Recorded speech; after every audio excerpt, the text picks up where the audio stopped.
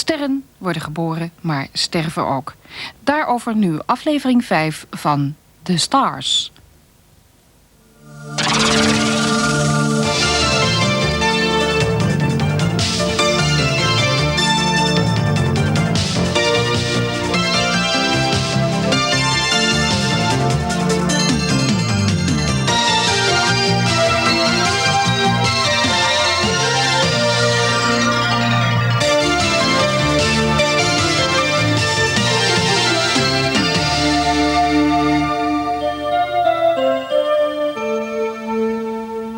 The Large Magellanic Cloud, 170,000 light-years away and the nearest galaxy to our own. It contains 10 billion stars.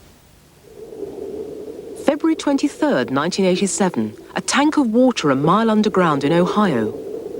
A stream of high-energy particles, which has taken 170,000 years to reach Earth, zips through the tank and the Earth in a fraction of a second. At the time, no one notices. The following night in New Zealand, Albert Jones, an amateur astronomer, is observing the Large Magellanic Cloud. He can scarcely believe his eyes, because in the middle of the familiar galaxy is a bright new point of light. He thinks it must be a supernova, the explosive death of a giant star. But no such event has been visible with the naked eye for the past 400 years. His first priority is to alert other astronomers. And I've been looking at the Magellanic Cloud, and I've been looking in the region of HDE 269858 here, and there's quite a bright blue star quite near. 2 hours later, his message reaches Rob McNaught in New South Wales. McNaught is a professional astronomer working with a satellite tracking telescope. With this, he photographs a Large Magellanic Cloud, and by checking against earlier pictures of the same galaxy, confirms what Jones had suspected: a supernova. Minutes later, news of the discovery is winging its way all around the world. Soon, hundreds of telescopes are focusing the light from a distant star that died explosively. So far away that what they are now seeing actually happened 170,000 years ago. It has taken that long for the light to reach the Earth.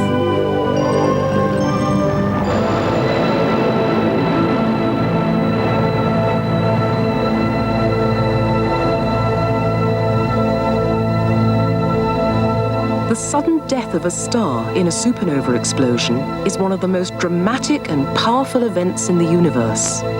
And however distant, it's rather frightening, because it reminds us that nothing, not even the star that is our sun, will last forever.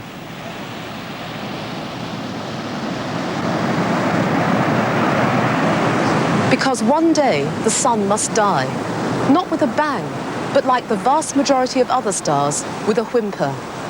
But a whimper to a body as big as the sun is an unparalleled catastrophe to a planet as fragile as the Earth. And one day, 5 billion years on in the future, our sun will start to change. There will be one last perfect sunset. And then the sun will swell, parching the Earth and boiling away the oceans. There's no escaping the sun's fate. Death is inevitable for the sun, just as it is for you and me. It will come when the sun finally runs out of fuel at the end of a long, long life of around 10 billion years. But when it dies, the sun won't just shrivel up. Changes in its interior will make the sun's outer layers billow out like a hot air balloon. As it swells, the sun will first swallow up Mercury, then Venus, and even perhaps the Earth itself. It will only take a few million years for the dying sun to become a red giant, a cool, bloated object swollen to 100 times its previous size. 70 years ago, astronomers had no idea how stars lived and died, and so the discovery of giant stars came as a shock to everyone. At that time, this historic telescope, the 100-inch diameter reflecting telescope on Mount Wilson on a hillside above Los Angeles, was the biggest in the world. But even so, its 8-foot diameter mirror couldn't show a star as anything but a speck of light. But the great physicist Albert Michelson had big ideas. He constructed a periscope arrangement across the top of the telescope, which increased its power. And by doing this, he was able to measure the physical size of a star for the first time. The star he chose was Betelgeuse, one of the closest red giant stars in the sky. Betelgeuse turned out to be 700 million miles across, so vast that you could fit 400 million of our sun inside it.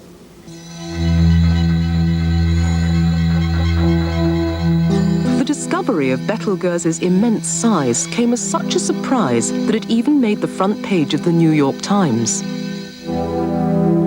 Most nights you can pick out a handful of red giants in the sky. Aldebaran, in Taurus, is 50 times wider than the Sun, itself almost 1 million miles across. One of the reddest stars in the sky is Antares in Scorpius, 300 times bigger than the Sun. And Mira, in Cetus, is 350 times the Sun's size. Even so, none of these stars is nearly as big as Betelgeuse, which, if placed in the Sun's position, would stretch almost as far out as Jupiter. But a red giant is all show and no substance, a bit like a lump of cosmic candy floss. It has virtually no control over its swollen atmosphere. As the months go by, the star swells and shrinks, changing visibly in brightness as it does so. As time passes, the red giant becomes more and more unstable. Finally, it gently puffs its distended atmosphere away into space.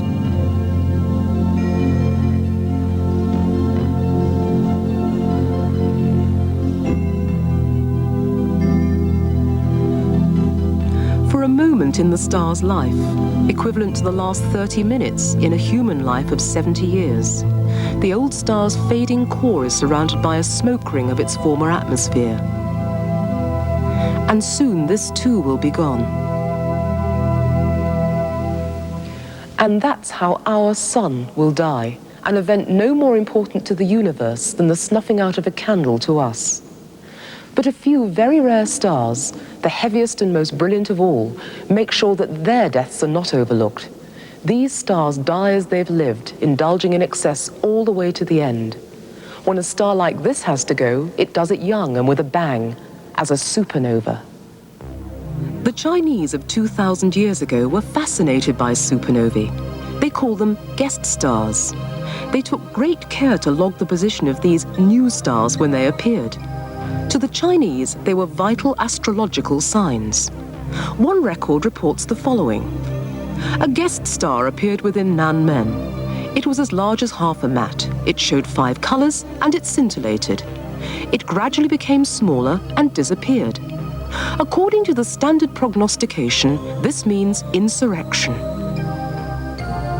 1,400 years later, the constellation of Cassiopeia was completely altered by the appearance of a brilliant supernova. On November the 6th, 1572. One eyewitness was Tycho Brahe, 16th century nobleman, astronomer, and possessor of a golden nose, a precious replacement for his original nose, which he lost in a duel. He reported the following. A little before dinner, I was returning to the house, when, behold, directly overhead, a certain strange star was suddenly seen, flashing its light with a radiant gleam. I satisfied myself that no star of that kind had ever shone forth before.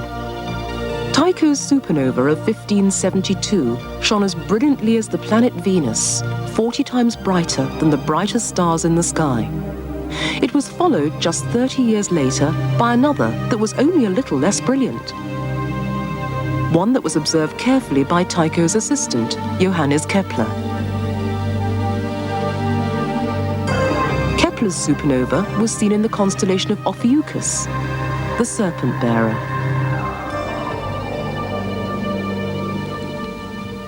But since Tycho's and Kepler's supernovae, there have been none seen in our galaxy, a city of 200 billion stars.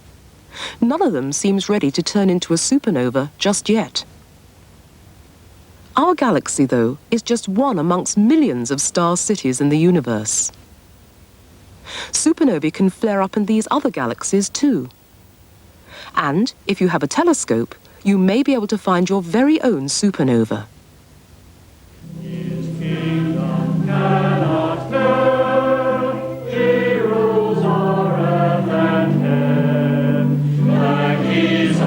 The Reverend Robert Evans has two quite separate heavenly connections. The first is his responsibility for his Christian flock in Hazelbrook, New South Wales. And the second is his unrivaled record in discovering distant supernovae. His passion for the heavens started when he was just a young boy. My father had learned a little tiny bit about astronomy from being in the Scouts, and he brought home a star atlas and a pair of binoculars and showed me where Orion was and a few other objects, and I slowly learned different objects in the sky. And then, of course, as time went by, I made or bought telescopes of different sizes. The first one was made from a spectacle lens that my brother got, and a microscope eyepiece and 2 rolls of paper and some cardboard. So that was my first attempt to have a telescope.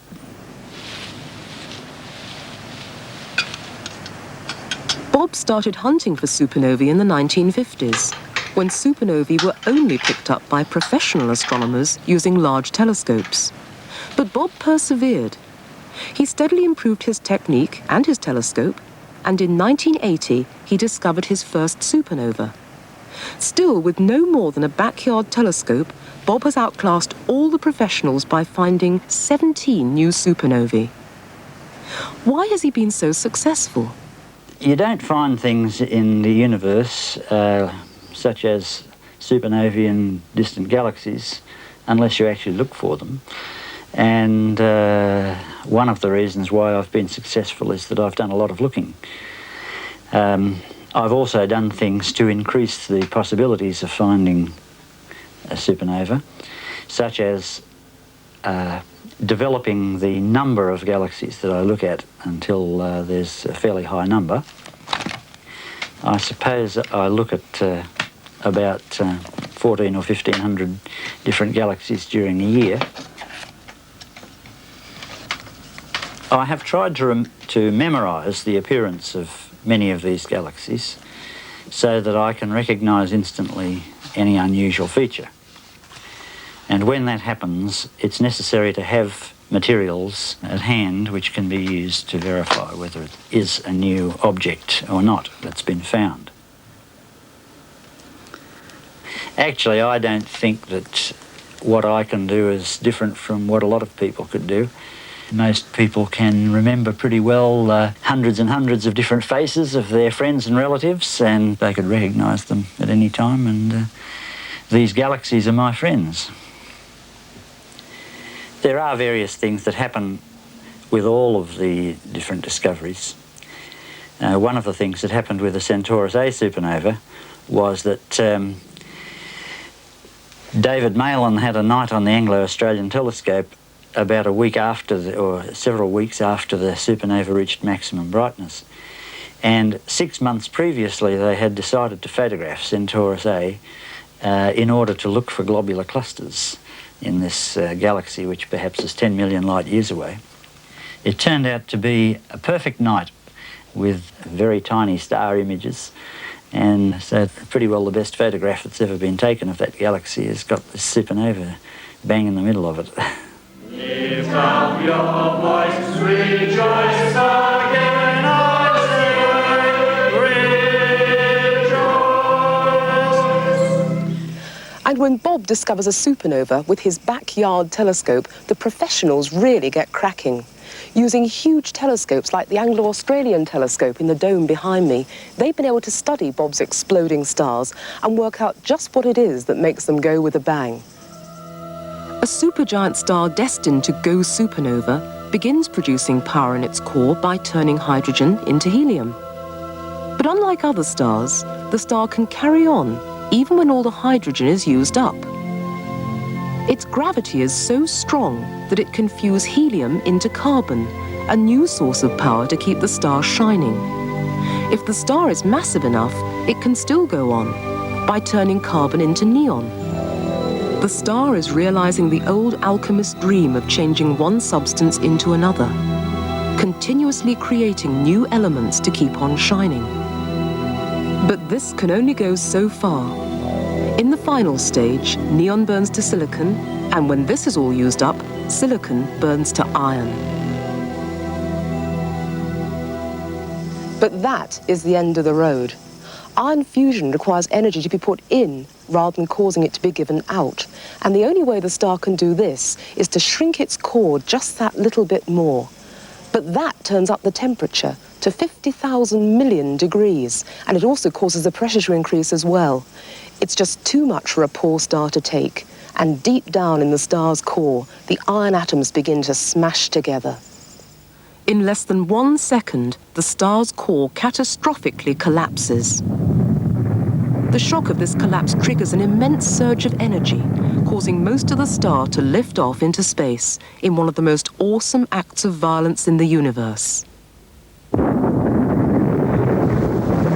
inferno which creates elements even heavier than iron. But astronomers have calculated that even before a star blows up, you should be able to pick up its distress signals. What happens is that tiny particles called neutrinos escape from the collapsing core at the speed of light.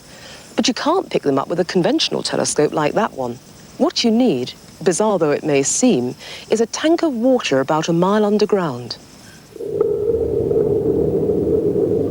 Shielded from stray radiation by the overlying rock, scientists have built a neutrino telescope, a huge swimming pool deep down an old salt mine in Ohio.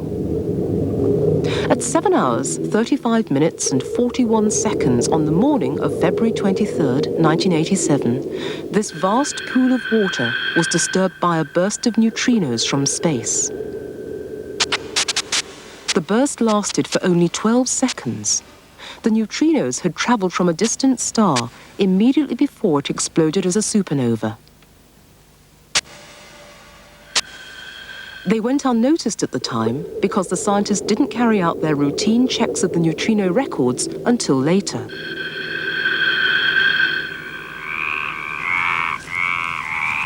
And so, when Albert Jones and other astronomers around the world turned their telescopes towards the Large Magellanic Cloud on the following evening, the sighting of the nearest supernova for 400 years came as a complete surprise. And I turned the telescope towards the Magellanic Cloud, and there was something in this field of view that wasn't there the night before. But goodness gracious me, this is something unusual. A bright blue star. Have I got into the right region, you see? So I checked, no, it was the right region. And so I quickly marked it down on the chart. I have a chart, you see, I marked it down on the chart where it was. And I was going to make an estimate of its brightness by comparing it with the stars around it, you see. Find a star that's a wee bit brighter, another that's a little bit fainter, then I'd get just the right brightness of the star.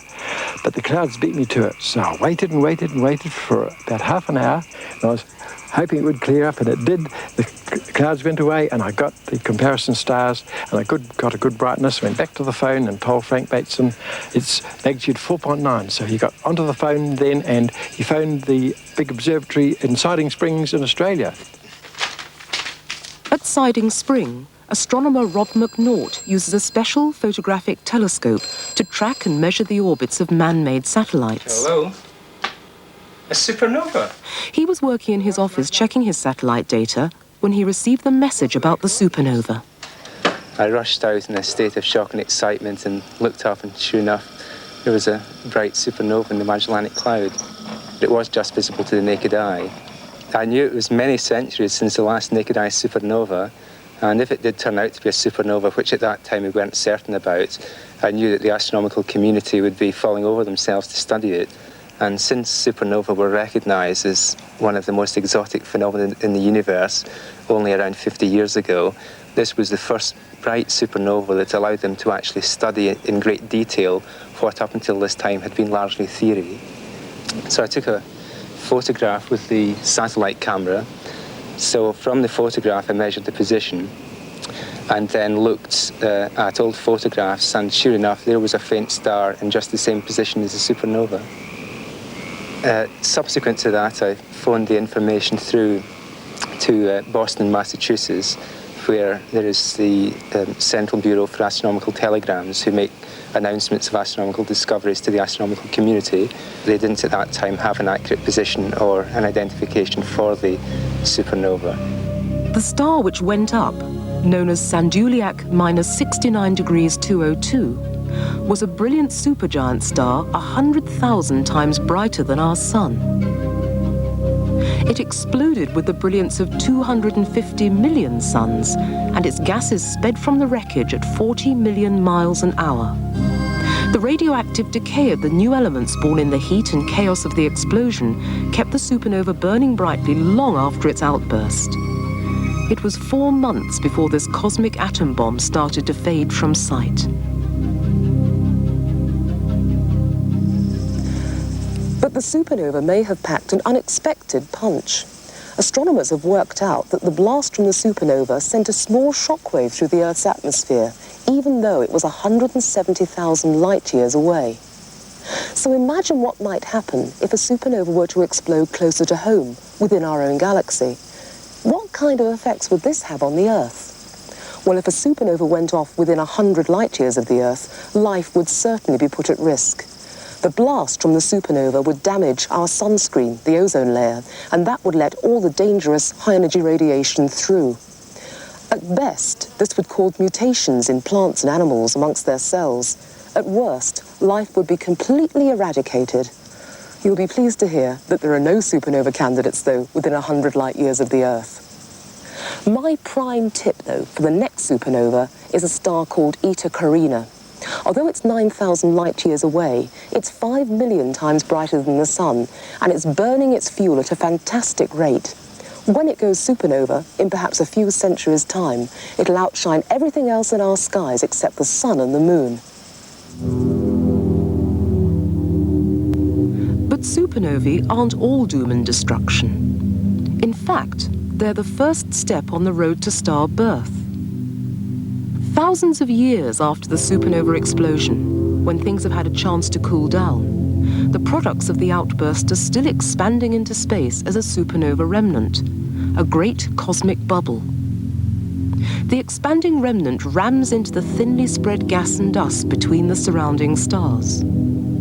As millions of years go by, the scooped-up gas becomes more and more densely packed, eventually becoming dense enough to collapse and give birth to new stars. But supernovae do more than trigger star birth. They also seed space with new, more complex materials with which to build planets and life.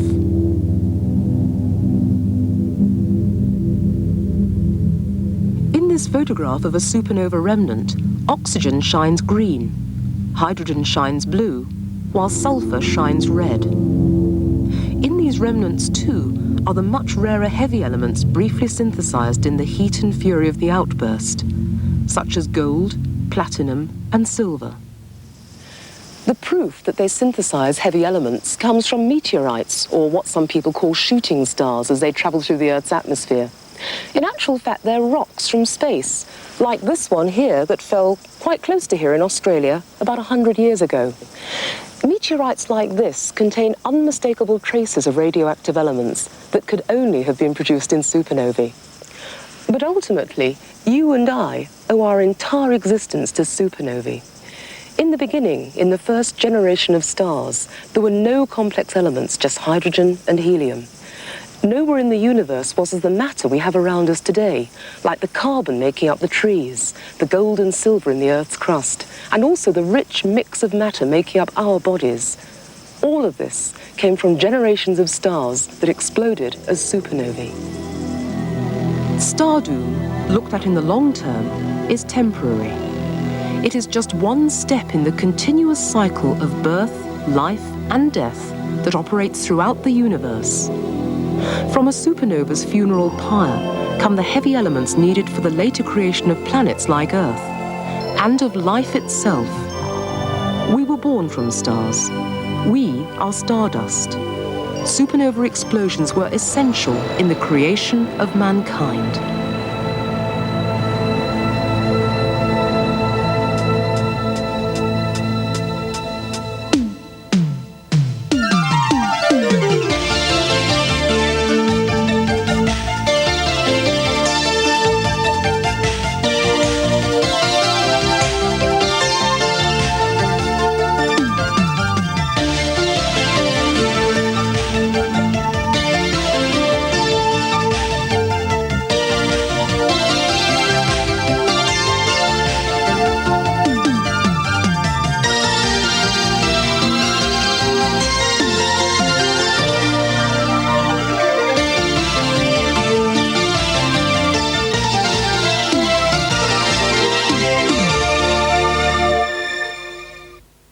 De hoofdstukken 7 en 9 beschrijven het levenseinde van de sterren.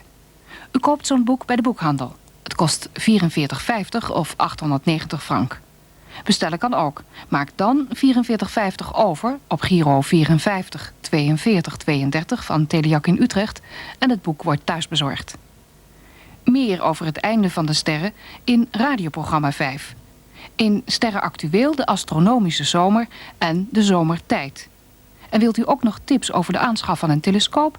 Luister dan woensdagmiddag om 3 uur naar Radio 5. De grote klap valt volgende week maandag. Before the beginning, there was nothing.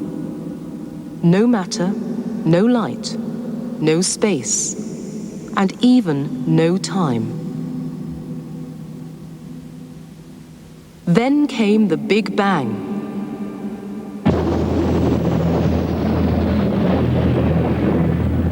In it was born space, time, and our entire universe. We don't know why it happened, but all the evidence tells us that it did. The first few seconds of the universe were full of frenetic activity. At temperatures and densities beyond our wildest understanding, matter and energy continuously swapped roles. Light made matter, matter made light.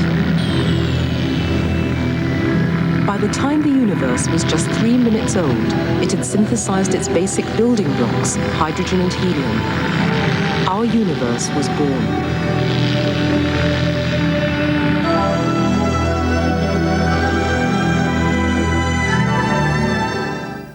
Meer hierover in het laatste televisieprogramma. Volgende week maandag om 5:05 op Nederland 3.